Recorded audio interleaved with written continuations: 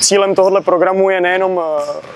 individuální rozvoj těch hráčů, ale taky chtěli bychom, aby postupně to byla svým způsobem výkladní skříň našeho klubu a aby to sloužilo k rekrutingu dalších hráčů i z jiných klubů, kromě hráčů pocházejících právě z Pardubic. Obsahem těchto tréninků je samozřejmě individuální rozvoj hráčů. Snažíme se hráče v tréninku rozdělovat samozřejmě podle jejich pozic. V dnešním tréninku máme tu výhodu, že můžou přímo na ploše demonstrovat i profesionálové z A týmu, kterým je Kamil Štrdlík a Martin Nábělek. Trenéři kladou důraz na to, aby se pilovali konkrétní dovednosti, které potom můžou využít ve hře, a samozřejmě se snažíme přenášet už do těch nejmladších kategorií, které jsou součástí tohoto programu, nějaké prvky, které se postupně objevují ve hře A týmu, protože jedním z dílčích cílů tohoto programu je nejenom rozvoj těch hráčů po individuální stránce, ale i propojování seniorské sekce, respektive našeho A týmu s mládežnickým programem. Zpětná vazba doposud pozitivní. Nerad bych vychvaloval nás, trenérský tým, nebo celkově jenom ty tréninky, ale co jsem tak slyšel nejenom z individuálních rozhovorů s hráči, ale i ze zpětné vazby od rodičů i od trenérů zmíněných hráčů, tak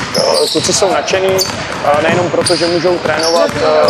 ve skupině, která je velice konkurenční. Samozřejmě jsou tady vybraní talentovaní hráči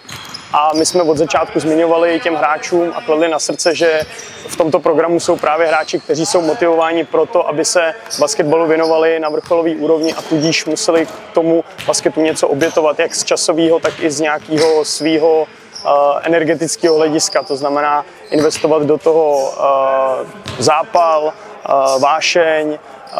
nadšení, který se samozřejmě v těch trénincích objevuje. Mě osobně to samozřejmě motivuje hodně, protože mám tu možnost pracovat s těmito talentovanými hráči a v každém tréninku vidím, že si tu zpětnou vazbu ode mě i od ostatních trenérů berou,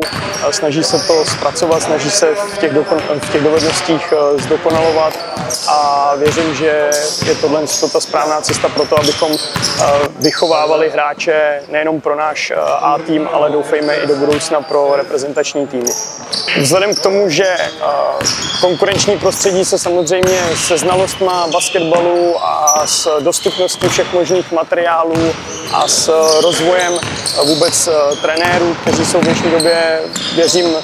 minimálně v těch centrech a vrcholových centrech na profesionální úrovni, tak ta konkurence nejenom mezi kluby v České republice, ale po celém světě vzrůstá. A z našeho pohledu je nezbytně nutný, abychom investovali právě ten čas, energii a i samozřejmě nějaké prostředky do toho, abychom naše hráče skrze takovýto program rozvíjeli a dávali jim možnost, aby udrželi krok s hráči jiných vrcholových center nebo sportovních center v naší republice a samozřejmě i v zahraničí.